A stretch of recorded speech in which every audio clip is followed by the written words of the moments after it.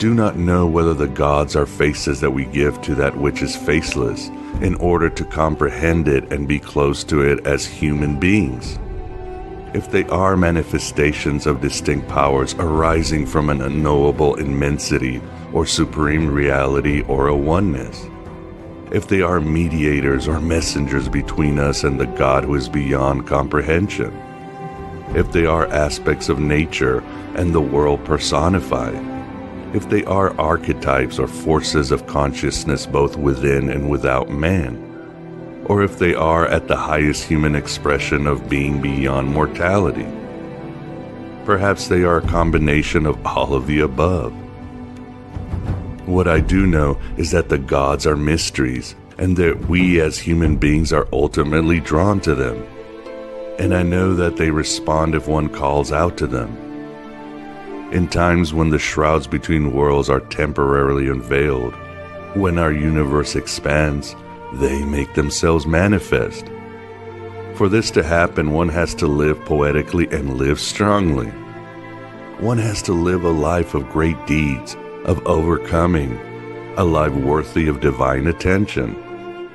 One has to boldly face great sorrow and greater joy, for the gods have no interest in dull normalcy. Infinite divinities await, hidden within man himself, which is always the place of the final pilgrimage. The godlike becomes living reality when dreams intersect with the waking world. These are knife-edge moments when the mythic cuts through the temporal to reveal the timeless, where the spirit is elevated to its superior states, where the poetic takes flight over the rational. In moments such as these, the gods awaken and reclaim their seat in the soul.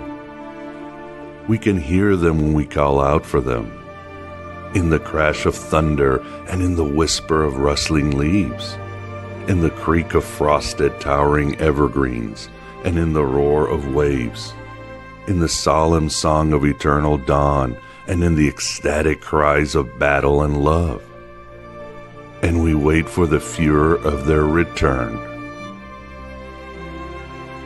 Burn, baby, burn. The gods are coming. Free your mind. What is he doing? He's beginning to believe. Happy heresies and welcome to the desert of the real. Welcome to Aeon Bite, everybody. And I thought the introduction was appropriate for our discussion today, our topic on Jung and Norse mythology. And it's from the brilliant words by Aki Sederberg, who, being Scandinavian, I think taps into much of the ethos and the energies of our topic and our quest for divinity in general. My name is Miguel Connor, and I am so excited to see everybody on this Thor Day. I hope everybody is doing well, and you are doing your best to wake up and individuate step by step. So again, today we are very excited to have several guests. We'll be discussing Jungian themes and Norse mythology based on a book that I really enjoy. And the book, holding it right up here, is Soul Lore of the North, Towards a Synthesis of Jungian Psychology and the Way of the Hero by Ingrid Fisher. And as I've jokingly said in the intros, no need for you to sing Led Zeppelin's The Immigrant Song with a Swiss accent. We'll take care of all of this here. So let me introduce our excellent panel. Very excited. First, we'll have, of course, we'll meet Dr. Sherilyn Jones, who many of you already know. But Sherilyn, tell a little bit about your persona to the world. No, the shadow's okay unless you really feel it. Just speaking with my mask on. Yeah, Hi, my name's Dr. Sherilyn Jones. I have a nonprofit veteran service organization, Land Nom Warrior. And appropriately enough, Land Nom's an Icelandic word meaning land taking. So looking at all the ways that we can sort of reclaim these myths and make them operable for both personal and community healing, and kind of shifted my focus recently to doing more just speaking and writing rather than podcasts. And really looking forward to listening into all the ways that we can utilize these Norse and Germanic myths to do that heroic journey for ourselves. So I'm really looking forward to learning a lot from all of you all. Thank you. Thank you for joining us. And with us too, we've got David Lee, a past guest, and I'm very excited to have him back on. Dave, tell the audience a little bit about yourself and all the heresies you're doing. Well, I came into magic as a kind of a, if you like, a sort of full-time endeavor over 40 years ago. My first magical current, in a sense, was chaos magic, as it was known, or still is known, because it's a magical current for recovering scientists, for recovering science kids. You know, it's a current that doesn't try and pretend that science hasn't happened. And so that's why it was my way into magic way back in the late 1970s.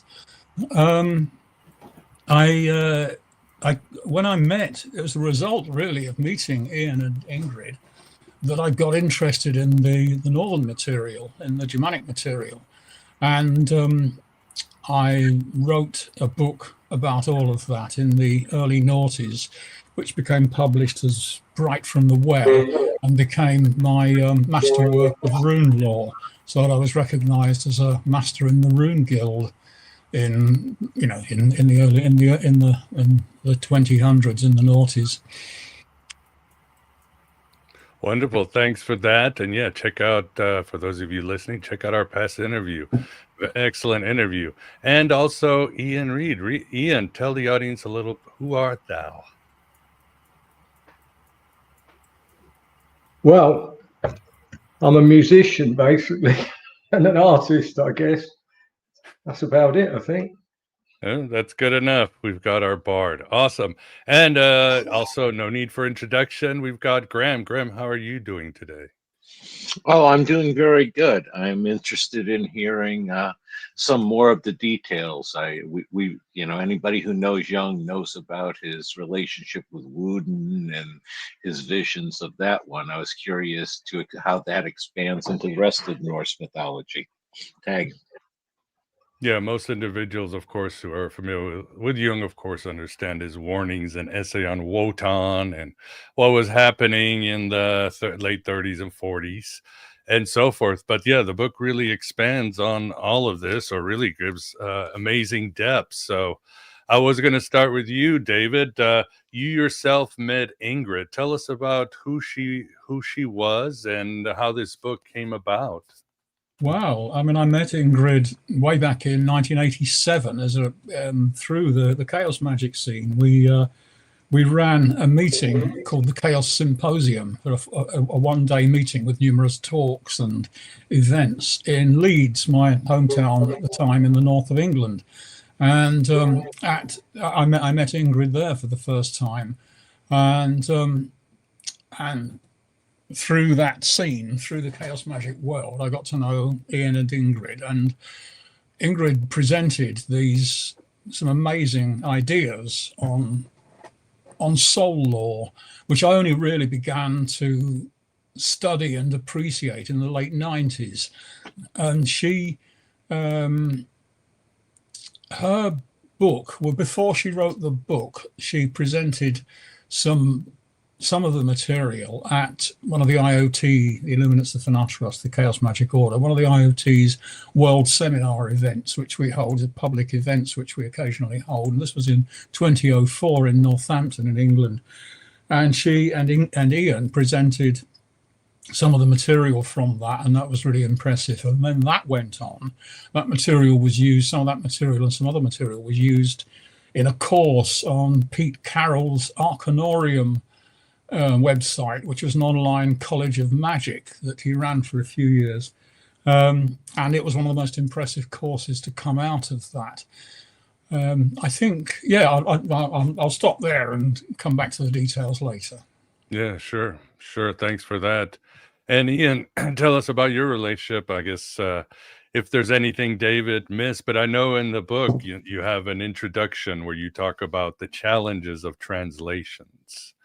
And tell the audience about that. Well, the example I give in the book is where Thor is going back to get his hammer, and he's dressed as a woman. Now, in Old Norse, you have 1, 2, and more than that, and you also know if there's 2 men, 2 women, or mixed. So, of course, Loki, being Loki, he uses the form for 1 man and 1 woman, and it's obvious who is the woman. But how do you translate that? Because you don't have that in modern German, never mind in English. So that would be a good example. Or, for example, Americans would say one hand washes the other, and the English would say, I scratch your back and you scratch mine. So if you were translating it, you'd have to be aware of that. So these are the sort of examples I gave, which are sort of well known in the translation world, although the business with Thor probably isn't. But he does have a way of getting rather angry, and Loki can wind up a saint, you know. Exactly. Awesome, and thanks for that. Well, yeah, why don't we start to break through or explore the book for the audience. Again, if you have any questions later on, please super chat them. Please support Aeon Byte in any way you can. Like, subscribe, join the Patreon. I do take crypto. Help grow this red pill cafeteria. But again, if you have a question, please super chat them and Graham will get to them. So the book really starts with Odin. That's you might say it's the beginning, but then Ingrid does an excellent job joining the Jung's model of the psyche with how the Norse and the Germanic people really saw the world and their own psyche. But let's start with Odin. Sherilyn, in your work, who is Odin? What archetype do you associate with him, and what force is he beyond, Wotan, the god of war, or the force of destruction, or this possessive archetype, if you would, Heraclitus's ultimate god, which is war. Who is Odin, and how does it relate to your work with the warrior? Oh, you're on mute. You muted yourself. I really have drawn a lot from the work of somebody who's been really influential in my life, Theo Abt, who founded his own Jungian training institute in Zurich and was a close collaborator and pupil of Marie-Louise von Franz, in saying that, on the other side of this sort of Christianization of the world, that we tend to, being, culture at large, seeing Wotan as, this destroyer, the storm god, this dangerous thing. But as Jung pointed out, and then Theo has extended that and looked at dreams around when the Third Reich was arising, people's dreams that they were having then, and people's dreams in Switzerland not too long ago, saying that, because the Christianization of the north of Europe was so abrupt, rather than when the south being, there was this sort of bridge, they had this pantheon of gods that were sort of bridging this, all-encompassing sort of divine with the human. Whereas in the north, at least in Jung's view and in his view, it was more, just this all-encompassing good, evil, everything mashed together. And so when it was just forcefully converted all at once, basically, that there was nowhere for that to go. And we see that return in these upheavals, in these world wars and what have you. But it's not just this storm god, this destroyer, this, dangerous thing. Also this, the bringer of culture, the revealer of destinies. And because we don't really have that other figure in our sort of pablum Christianization of culture, I don't mean people who I necessarily identify as Christian, but just what has happened. There's good up here and there's evil down here, and never the twain shall meet. That we don't understand when Wotan, who is also seen as this wanderer and in disguises, can come to us disguised, no less of a destroyer. And maybe that's a good thing, that's not just a bad thing, but that can come in this guise as, bringing peace. Peace meaning subvert your will to the state, or subvert your will to anything, any big concept. You know, if you haven't integrated that into your life, this dark and light into your life, then, you know, it can also be a dangerous form, not just as a destroyer and, you know, obviously dangerous, but more of a pacification that subverts your will and puts your violence in the hands of others.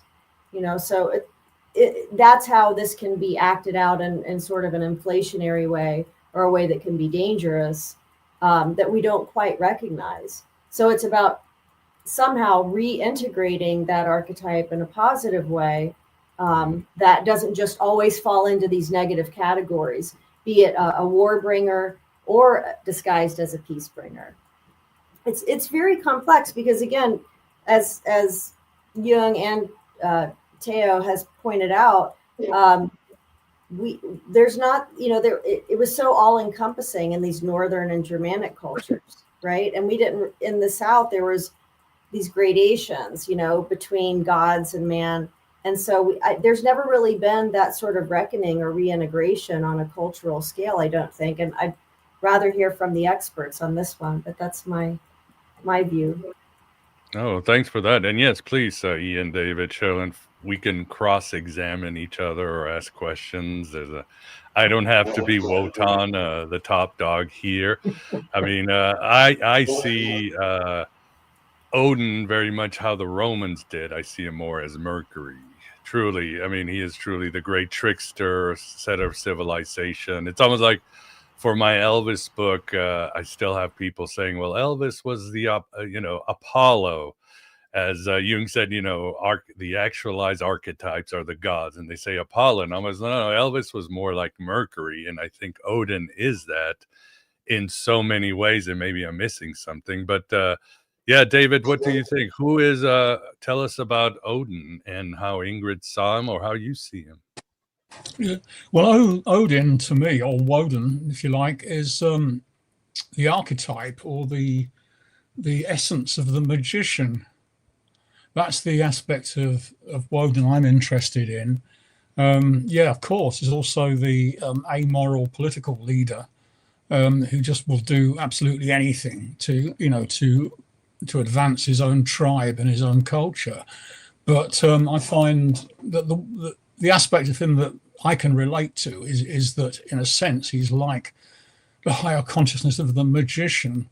That if you, as a magician, kind of like, you know, if you like, to use an old-fashioned expression, rise on the plains, what you tend to find is something very much like Woden. At least I do, anyway.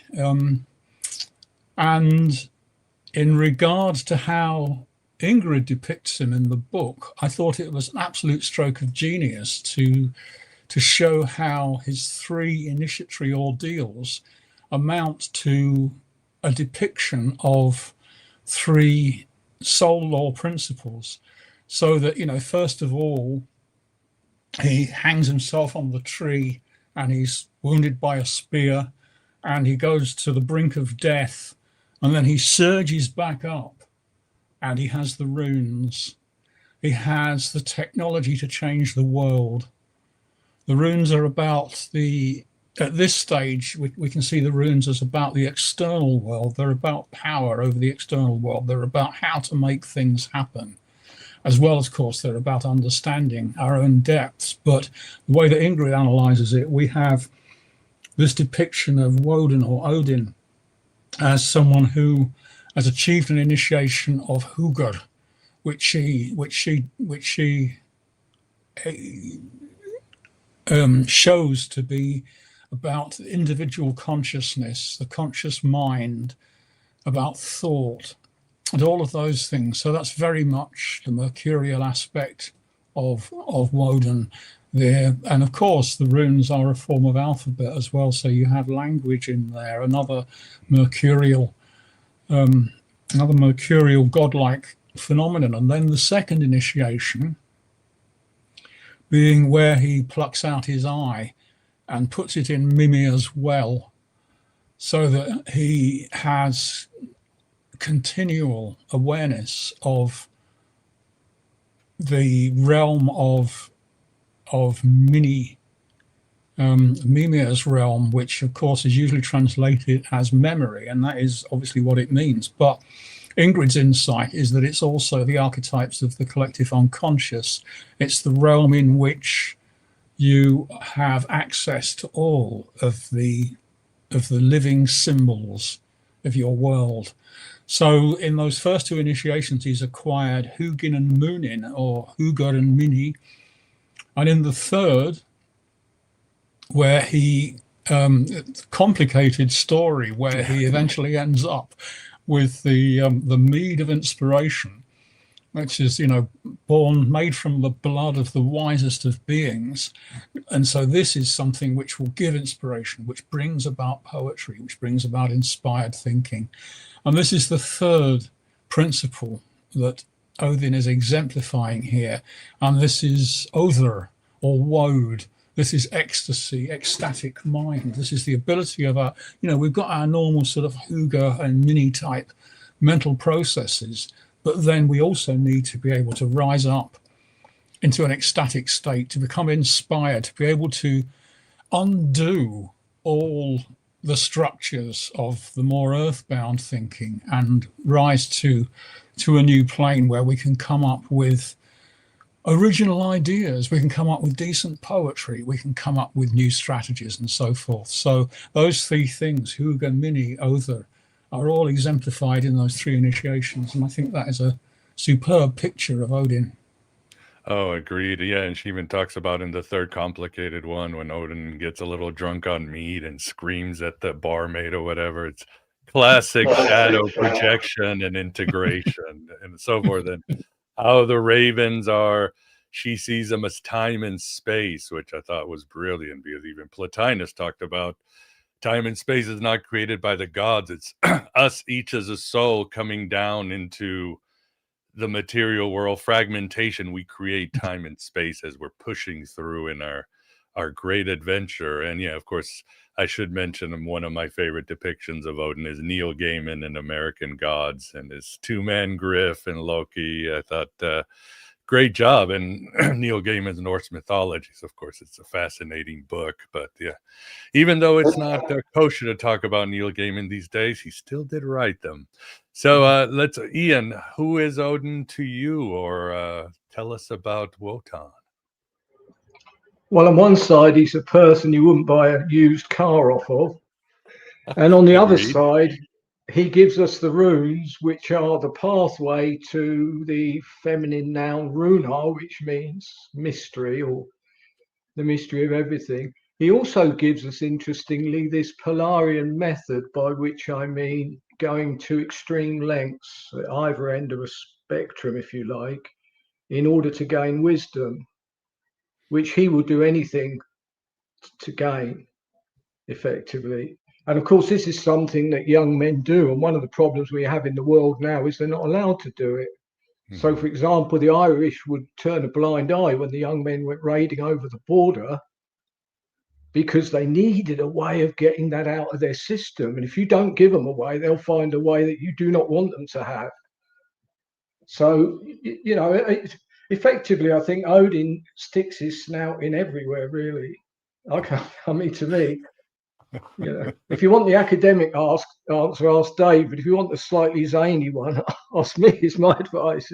Zany. Yeah. That's how these multi-complex. That's why I keep going back to the trickster. And on this show, I keep telling the way out of our culture is the trickster. And in a way, that is Odin. And it's fascinating because Ingrid talks about several of the great myth and hero stories and all that. Like Egil is one fascinating one, this great Norse hero. And you're talking about the Irish men, and it's the same. He's this king, and as a boy, he loses a game of ball, and he kills the other boy.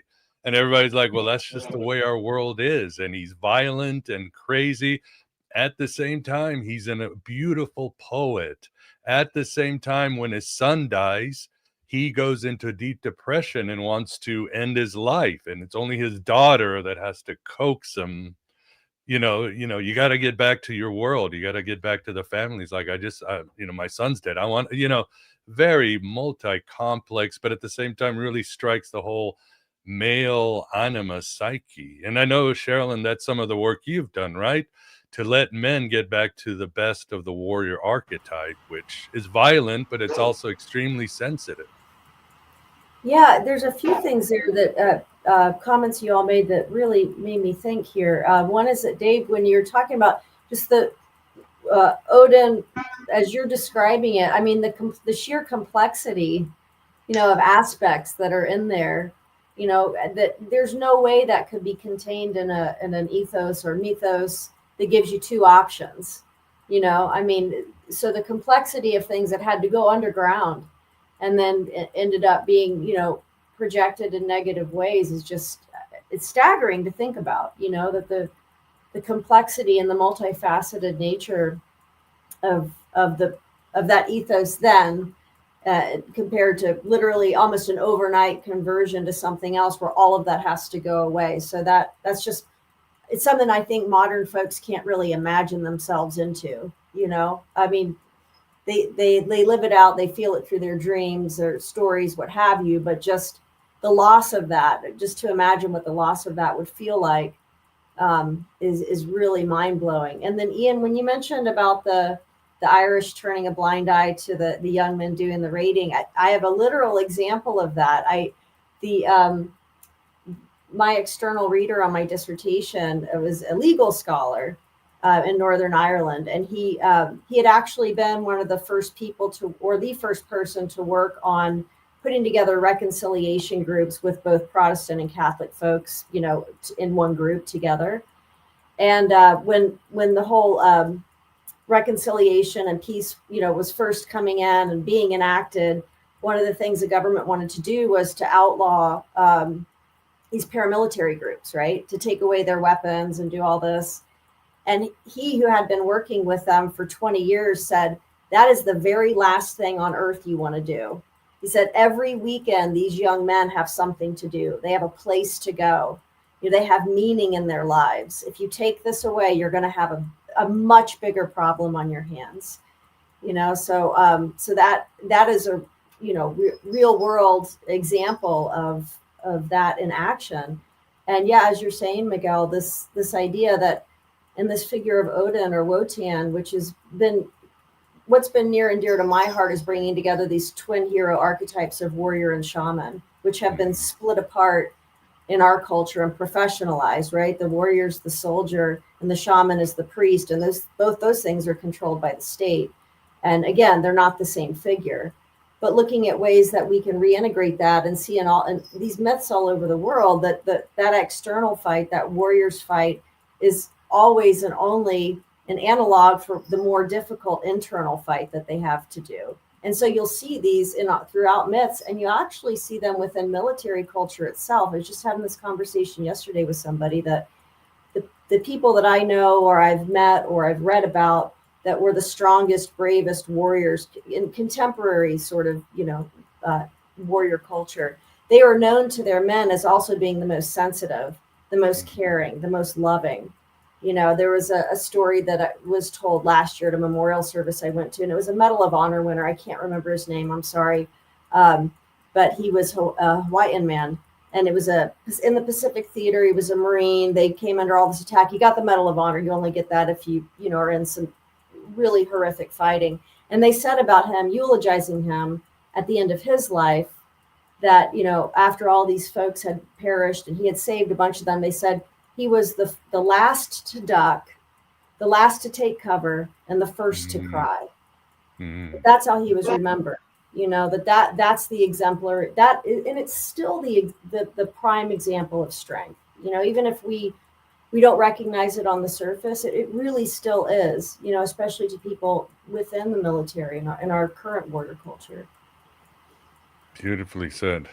Yes, indeed. Graham, what do you think? Let's bring you in. What do you think of Wednesday, Wotan? Do you have a take?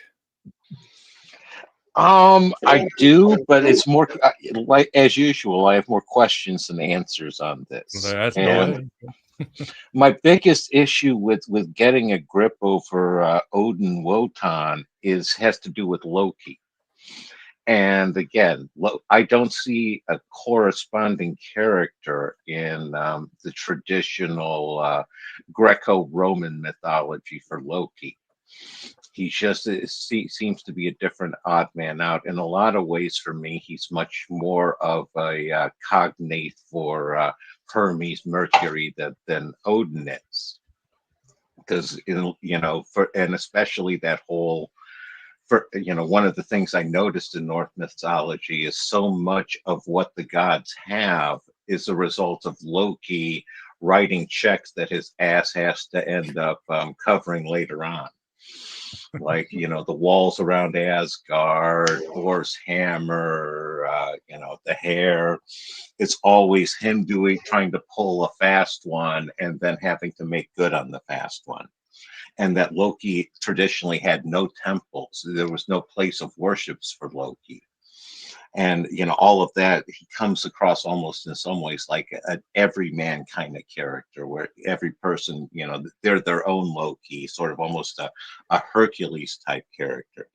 And I've been rambling on, and I was just curious what people's take on that relationship between Loki and Odin and how that changes some of the dynamic in the Norse mythology versus the more Mediterranean Greco-Roman. Hey. Anyone? Well, the problem. Sorry, Dave. No, please go ahead. Okay. Well, the problem that Odin has is he's his blood brother. Now, we know that family was secondary in a way. If you swore an oath to your lord, then he was first. And blood brotherhood was something that we would find hard to imagine because it superseded anything. So, of course, he has to always grab Thor by the scruff of the neck and stop him flattening Loki. Because in a way, he's needed. If you have a tradition that it will become moribund eventually, and you need that Kokopelli, Brer Rabbit, those figures to come along and stir the pot to make sure that you get progress. So that would be my take on it. That's not dissimilar to my take, actually. It's yes, he is the blood brother, and in Jungian terms, he's been called the shadow of Odin, hasn't he? That's that's an idea that people have played with when they've written about Loki. And Odin is someone who has gone out there to make a world, to make a society. He's got the language, he's got the magical symbols, he's got the people around him. He's created various orders of beings, and he's done a dodgy deal involving Loki turning into a mare that gives them a wall around themselves. So they've got like an enclosure. They've got a place that they can go on and live their lives. But there's a lot of compromises been made, and a lot of things are like held just only barely working, is how I read some of the stories in the Old Norse material, in the Norse material. That Asgard is only barely working. It can, any point it could shatter, and Loki almost exists as a guarantee that it will shatter, because I think Odin himself knows that he's made compromises and that nothing can survive forever, even though he tries to make it last forever. It must be undone, because beyond Odin and Loki, of course, there's fate. There's the weird sisters, the impersonal laws that lie behind human or divine endeavor. Yeah, well said. Maybe Loki is some sort of transmutation of Mithras and his aspect of the god of contracts. If you make a deal, there's always going to be give or take with these things, and that's what happens. Yeah, and Dave, you brought in fate, and that's what I wanted to talk about next, because again, it does tie into Jung, and everybody for some reason is fascinating with the Norse idea of fate, but it is pretty complicated. I don't know where you want to start, but I did like the idea of the Fylgja, and I'm probably mispronouncing it, and please forgive me, but it's called, we would call it fetch. And borrowing from Mean Girls, we are going to make fetch a thing. But what is the fetch? Because it's has to do with fate, but it's also, Ingrid ties it into the anima animus aspect that was in their tradition. Dave, Ian, what do you think? The philia can be seen as an animal, a geometric figure, or the opposite sex, and normally only when someone's nearing death, unless you're a wizard. But the idea of it is that it's built on the back of honor, honorable deeds, and dishonorable deeds will damage it. And the problem with the word fate is it's quite inaccurate, because you have to look at the three norni. You have the turning, which is what has been. You've got what's turning now. And it's in the English language, we can't say the future without using an additional word. So you can say, I went, I go, but you have to say, I will go. Mm-hmm. And you will find this in our system is very common. You get three, which is why we have a Trinity, because the Christians need to bring that in to convert people. But that's a side thing. You have two things that are the same, and you have one that's different. So, you know, when Odin gets the mead, he gets two that are similar and one different. And this is a theme that continues a lot. And then, of course, so the future is really just determined by what is turning now. So they didn't conceive of a future. And of course, as Steblin Kamensky points out in his book, The Saga Mind, you know, in order to understand our ancestors, you have to immerse yourself in them and their worldview and their language and everything else. And that's very difficult because we think differently to them, you know. And of course, Ingrid was well aware that, for example, eternity does not mean forever.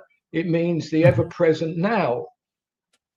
And she was aware. And I think at this point, I will say one thing, that to me, it's only worth, I read a book because of the person.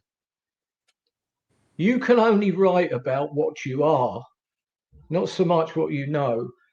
Now, when the doctor said to Ingrid, you were going to die, she didn't care. And I said to her, why don't you care, Ingrid? She says, because you can't die. And I said, my God, I believe that. But you know that in your heart. Right. And she became enlightened, whatever you want to call that, and wrote a poem which clearly states that while she was sitting in the doctor's surgery. So that's why I think it's an important point to bring out here, that you're reading something from someone who really walked that path, got to the end of it, and was, yeah. Indeed, true. But also, the fetch is, I think, how should you explain it? There's the powers of fate, but this is how we take in the powers of fate and see ourselves, our higher selves, our better selves. That's why it appears as a woman to men, usually, or am I off? I'm trying to understand. She wrote it much better than I'm explaining it. I'd like to come in on the issue of fate and destiny and time. And also because, the weird, which translates to becoming, not fate. But go ahead, Dave. Yeah, sure. Yeah. The idea of we've got a past, we've got a present. I mean, the past, everything that's accumulated, the present, that tiny, tiny moment where you can make a decision, where you can change things. And we, because of our conditioning, and because of our genetics, because of our conditioning, because of all of our past, we have a tendency to move in one particular way in some given situation, and that's our fate. Whereas our destiny is more like what we do consciously, what we can achieve in our lives if we become conscious, where we make a conscious decision in the Vedandi moment, in the moment of now, instead of just going with the flow from the past. We actually go with what we really want to happen. And that is the moment where fate pivots into destiny. And I think the idea of that Ian came up, that Ian expounded about time and about the old Germanic idea of time, I don't think it's actually that different from a sophisticated understanding of that of time as that some people have now. Because if you think about it, it's like the past, the present, and then the third world is skuld. So that this should happen. It's a probabilistic thing. It's just like in physics. There's, it's like you work out the probabilities of things happening. And if you are drawing runes and you want to know about your future, or what is going to happen tomorrow or next year, and you draw a rune for that, what you're looking at is the should. Given the weight of probabilities behind it, this is what should happen. It doesn't have to happen. So in that sense, it isn't a future in the naive sense that it's something that's stuck there on some timeline and you can't overcome it. It's the future that will happen if nothing else changes it. And again, that's where it hinges on, rather than simply accepting your fate, but to actually enact your destiny.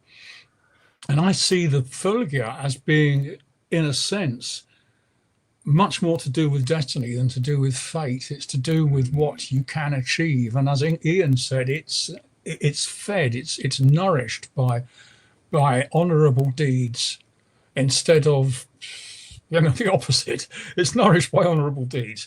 And so therefore the honorable deeds that to some extent you inherit it, the honorable deeds that your family have done that lead up to you will empower your Fylgja to some extent, will empower your fetch. And it's up to you during your lifetime to keep on empowering it through honorable deeds. And therefore you are much more in the flow of your destiny than you are merely bogged down with your fate.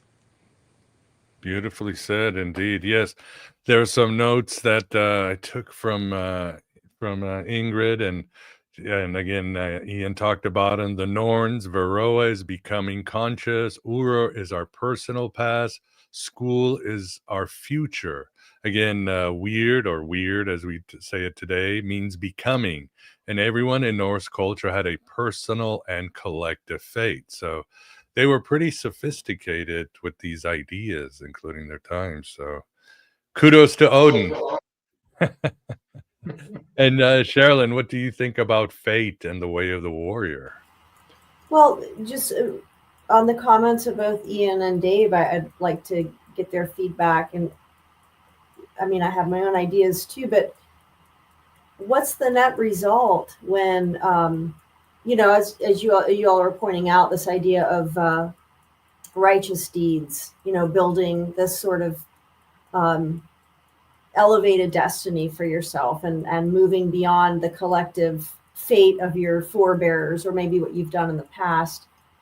And the idea that so many people, and not to disparage anyone's religion, but if you're taking your, this Christian idea of, it's all been taken care of, so you don't need to really do anything else, but there's not this sort of imperative on what your actions are moment by moment to build a different destiny. If you've been absolved of your actions in this sort of ultimate way, it seems that the net result for a culture could be a pretty dark destiny. I've seen this a lot in my own life of people feeling as if they're absolved, performing less than righteous actions and feeling like, well, I just say the magic words and it goes away. Now I actually have to work through this and I have to undo this through future right action. That whole piece of right action is sort of missing from the culture.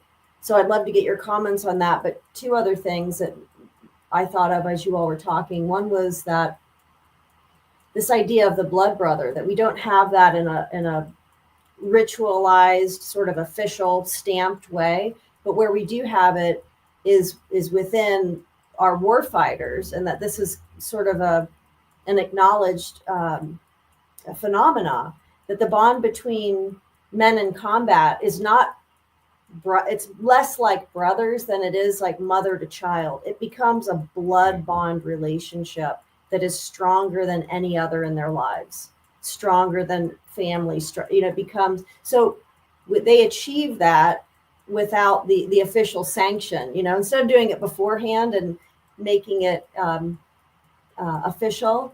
it is achieved, but we pretend all these things don't exist, but they're going to happen anyway, right? So that idea of blood brotherhood does still exist, and it's acknowledged as stronger than any kinship bond, existing kinship bond, or even husband and wife or what have you. The other little wild card I want to throw out is this recent event where all these generals were called to Washington, and I just listen for the mythic language. I understand because the political level is just silly, but you could probably write the script yourself, Mhm. But when the Secretary now of War, he made a really, what other people thought was just a weird offhand comment, but it was the one that stuck in my mind as I thought was significant. He said something about, there's no room in this, we're not a military of Norse pagan guys with beards or something, some weird, what looked like a non sequitur. But I said, no, that was probably to me the biggest message of the whole thing. Why are you explicitly saying we're not this, because your brain doesn't hear not, it just hears everything else besides not. So yeah, and it's also interesting too, Sean. Remember when I forget his name, Patel, the head of the FBI, was talking about Charlie Kirk's death? Yeah. So you have a Hindu in a Christian country saying, I hope Charlie Kirk, we will see him in Valhalla. Everybody did like a 180, like something came through or something happened, Yeah, so you got the Secretary of War and the Director of FBI just throwing out non sequiturs of Norse myth that maybe Wotan is returning. He's starting to come back. World War III, here we go. Yeah. Oh, I'm sorry, Ian. I think you put yourself on mute. All right, hold on. Oh, yeah, there we go. Not on mute anymore. They had an interesting ritual when they made someone when they did blood brotherhood, because what they would do is cut a turf and raise it to be a roof, so it was still connected to the earth. So effectively, you were nowhere. You're in that liminal realm. You're not on the earth, and you're not. You see what I mean? You're just sort of nowhere, if you like. And it's a very common thing, of course, in Norse magic would be they called wizards or witches fence. Sorry, I was translating fence riders. Hence why the Wren is called the king of the birds, because he lives there in the bush. You see, so you've got one leg in the other world and one leg in our world. So that's the idea. They did brotherhood in that manner. Very interesting. Yeah, it is fascinating. Wow. Anything on your end, Dave? Oh, you're on mute too. Yeah, everybody. Nothing that okay. Not much that I can add here, but I mean, I'd certainly on from what Sherlyn said there, I very much I'm quite happy to disparage some people's religion, actually, personally, because I think a lot of religion is just fakery, and it's just it's just getting yourself a nice feeling by lying to yourself. And I think possibly the majority, certainly a massive minority of Christians, are actually fakes. They don't follow the teachings of Jesus Christ. They're just vicious idiots who've managed to console themselves. That's my view. Yeah. Well, yeah, at least with the Norse, it was a way of life. It was something you acted upon and did every moment of the day too. What do you think, Grandpa? Anything we're talking about, fate or anything like that? Oh yeah, that's one of those where it took me a long time batting my head against, fate versus destiny with the ancients. And what I finally resolved is that fate is what's unavoidable.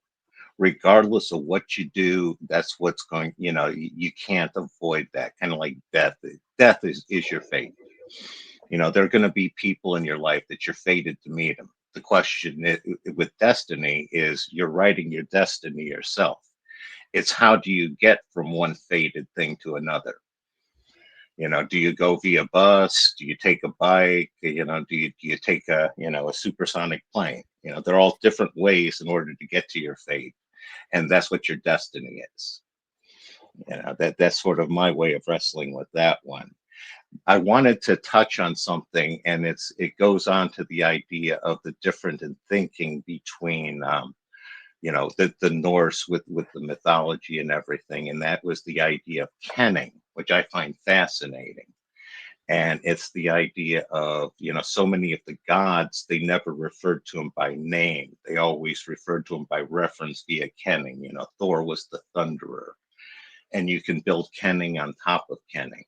And I was curious what their thoughts were on kenning and how that impacted the mythology and their understanding of things versus today as well. Hey. Anyone? I haven't. Right, it's a way of writing poetry for the king's level, really. See, one of the things that is certainly true about Norse mythology is we know about the followers of Odin, because that was for the kings, and Thor was for the normal man. And the people who write books tend to be working for the king because he's got the gold, the ring giver, Hlafjord, the giver of bread, which is the origin of our word Lord. So, you jump to his tune because he's paying you. So we know a great deal about that. So if we saw it from a different angle, we might actually have more knowledge about the thing. But, we have what we have. And it's great if you're into magic because that's the world of it, really. Or at least it's one world, I suppose. I mean, there is the sort of common people's version of it, which we know from folk stories and songs, which I'm a folk singer as well. So there's an enormous amount. If you want to know what people thought about Christianity, study the songs they were singing. They didn't have a clue. They're so blasphemous, it's mind-boggling. They're just, like the bitter withy where, Jesus is naughty, so his mother starts beating him. Great stuff, And so that would be the answer to part of that, I guess. Got some, going on the topic of kennings. I think that they exist to add a particular intellectual beauty to the poems. I think to some extent they produce a sort of almost like a puzzle that the audience will delight in solving in a way. But because they'll be familiar with the usual kennings, it won't be that difficult for them to solve. Someone who's brought up in that culture, but it nonetheless adds color and depth and beauty to the poetry.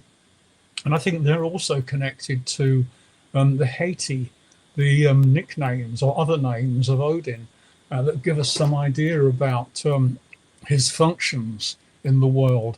And as was mentioned earlier about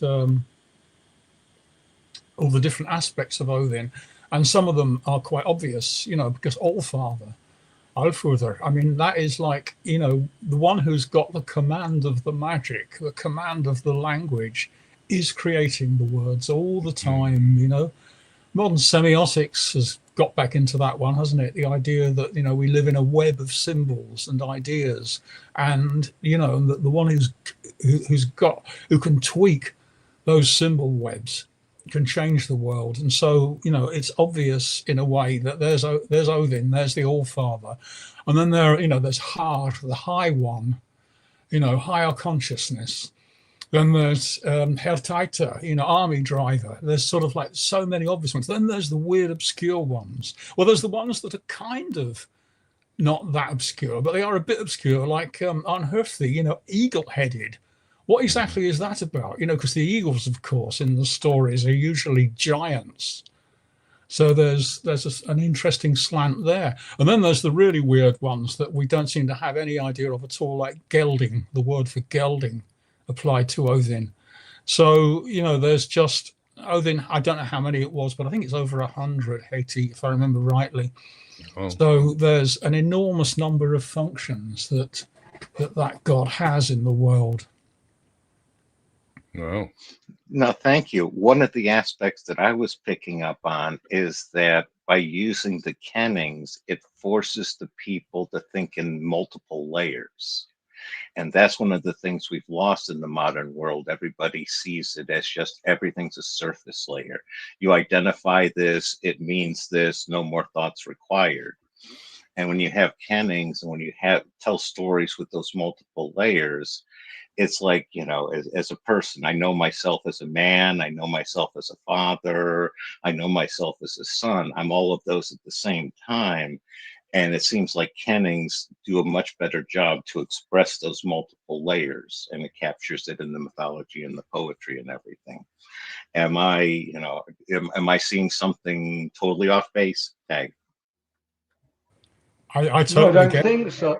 Graham. Carry Yeah. on, Dave. No, I was saying I totally get that, what you're saying there, Graham. I think that there is some element of, I think people first for that. I mean, quite a few, like, I'm not a real movie buff. I mean, I do watch films and enjoy them, but I don't know much about films. Whereas I know people who are real film buffs who just absolutely think about film all the time and watch loads and more films than I do. And they will often talk about films, not in a particularly analytical way, but just saying, oh, that references this film, that film, and the other film. And so that means this. So there's a hunger for layers of meaning that is expressed in modern culture. But yeah, I agree. The kenning stuff is a brilliant source of that. Thanks. Well, they don't pin you down as well because you can think your own thoughts. They're not patronizing. But I wanted to come back to something that Sherilyn said about the army. And I mean, I didn't actually watch that, but I can imagine that one of the big differences that we have to our ancestors is that they did not make their enemies into monsters. After all, what honor is there when you're killing a man who you see as a nothing, which we do because we are uncomfortable with killing and so forth. But you see, they would say, my enemies are the greatest warriors who exist because I'm big enough to take them on. And of course, one of the things they did, and Dave's mentioned it a little bit earlier, was this comparison between people. So they would send one man out, and we see Thor and Odin doing this in one of the parts of the Edda, and they would go out and he would insult. Well, first of all, he would boast. And of course, there was nothing wrong with boasting if it were true. And every man who stood with you in a war knew every word you said and whether you'd done it. So you didn't lie, but you said, I did this, I did that. What have you done? And then afterwards, you started insulting the other person. And I think it gives you an insight into the sort of mindset that they had. It's, in many ways, I think, if you think about it, when we became Christian, they had no philosophy. They borrowed it all from Greek and Rome, ultimately, eventually. And so, we lost so much. I mean, look at what we lost from the language. I mean, the word soul is soul. Well, there's at least 9 parts of the soul. Ingrid points out 9 of them. So, I mean, the amount that we lost was unbelievable. And in every conceivable way that you can look at this, including the way we look at war and everything else, it comes from this foreign mindset, which quite honestly doesn't suit our purpose. I mean, it's interesting to note, for example, that the days of the week, of which there were not always 7, but they not only are they named after our gods, they are in the correct order. So you have Tyr and Odin there at the top, one's law, one's magic. Then you have the second function, this is like a caste system, if you like, would be Thor. And then the third, Frigg or Freya, you've got the Vanir, who in a way encompass all 3 because they're a different race, if you like. But they are the ones who look after the land and the forest and all the rest of it. So you've got the correct order as well. And can you just imagine how much the Christians would have wanted to take that from us, and they never succeeded? So if you want to know that our thing never really died, I mean, when runes first were being investigated by scholars, there were still people using them. So when Olaus Wormus and people like that started, collecting them and writing about them. So I like to think that it is, in a way, a continuous system. Yeah, I would agree. And for the audience, the book is endorsed by other great exemplars in the field, like Stephen Flowers and Angel Millar. So they've done a lot of great work. And I do like, I wanted to pull this up because Ingrid goes into the structure of the psyche according to Jung. And for those of you who are listening, yes, you've got, here's the self, you've got the personal ego, the persona, the mask we wear, the ego. Then we've got the personal consciousness, our personal unconscious, the collective unconscious. So below, where we can't see, we got the shadow and the animus. And then, of course, here would be the collective unconscious. And she breaks down and ties each one of these with each one of these categories with the Norse idea. For example, we talked about the animus, anima being the fylgje or the fetch. The shadow is a sal, consciousness is huger. The unconscious, both the personal and collective, are the mini. The self, containing ego and persona, are hammer and hamingja. And the archetypes are the ong, O-N-G. So she really breaks it down. Do you gentlemen have, or Cheryl, have anything to say about this? Agree, disagree? No, we're all good. Also, the other one too, which how the book ends is, and of course this is near and dear in my heart, but and it caught me by surprise. She talks about, you end the book and she whips out the 12 steps of Alcoholics Anonymous. I'm like, oh, okay. This came out of nowhere. And I'm like, well, her struggle, I can relate to her struggle. And of course, as we've talked about on the show, Jung and Bill W., one of the co-founders of Alcoholics Anonymous, Jung inspired Bill W., and later on they had correspondence, and Bill W. told him, like, the first 3 steps were based on your psychotherapy and your ideas and so forth. And but then she goes and parallels the 12 steps to certain instructional and inspirational passages in the Eddas. So she puts 12 here of the warrior and how to be a good person, and the 12 steps for Alcoholics Anonymous. So if you want to, you'll have to check it out in the book. But for me, that was good stuff. And there's a lot more in the book, so much more, especially, all the concepts in Norse mythology, Odin's. She goes into different hero tales and how they work with Jung's psyche and the shadow and the idea of the archetypes and so forth. Great passage on what archetypes are. So you should definitely check out this book. But we are getting at the end, I guess. Sherilyn, any last words, and where can people find out about your work? The best place would probably be my Substack page. So that's just Dr. Sherilyn H.T. Jones. You might link it in the show notes. I think sometimes you do. And just, thinking about what we've lost and what we can gain back through these myths, these Norse myths, and something that Ian said about, dehumanizing this enemy. And I think that's why so many people working on the therapeutic side with our warriors and veterans have started looking back towards the classics, and there's another thing we lost, and you look at the Greek language, which I've been studying for a couple of years now, ancient Greek language, Attic Greek, it's 4 to 6 times bigger than English. There's so many ways to say things. There are layers of meaning and depth there that we've lost. And within that, within these classical stories, what you see is that, you don't dehumanize the enemy, you build them up, as you were saying. Why would you want to overcome somebody that's less honorable than you? It's similar to hurting a child. You want to show how honorable they are. You want to achieve your own teammate, your own honor. But then if you do overcome them, if you do kill them, then you want to make restitution to their soul. You need to absolve yourself of blood pollution. So all these layers, these complexity that we've lost when, it's all just taken care of, just forget about it. They're not human and you're forgiven. Let's move on. It's so damaging to our souls. So all of these myths give us a way, to find our way back to those levels of complexity and what our agency is within that to achieve right action and achieve a better destiny ultimately. Well said indeed. And yes, check out her Substack and all her work that she's done. Again, the idea of the warrior archetype is helping heal and individuate many of our veterans today that need that initiation and those Jungian ideas. And Dave, tell the audience about yourself, where to find your work.